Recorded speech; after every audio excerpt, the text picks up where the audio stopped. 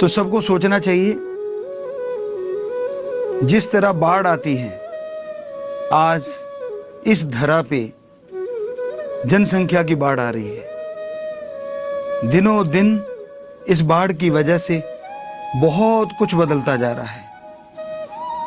प्रकृति खत्म होती जा रही है और इंसानियत खत्म होती जा रही है।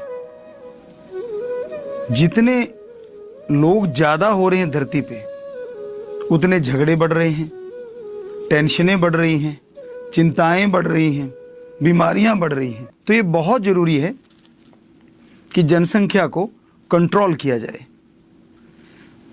जैसे अगर आपका एक बच्चा है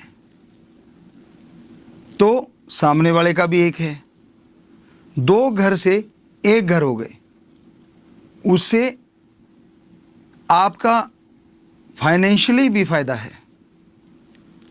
कहाँ दो जगह बंटा था, कहाँ दोनों एक हो गए, दोनों की जो प्रॉपर्टी है वो एक को ही आ गई। तो इसी तरह आप सोचने की कोशिश करें, जनसंख्या कंट्रोल करना अति जरूरी है।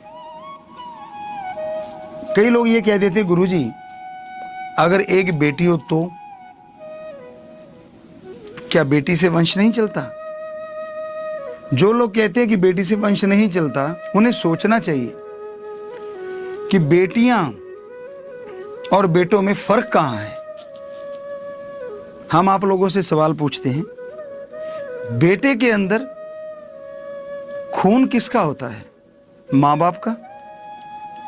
बहू दूसरी आती है, और जब बच्चा होता है तो वो वंश चला सकते हैं, यही कहा जाता है ना। तो बेटी के अंदर खून किसका है? मां बाप का।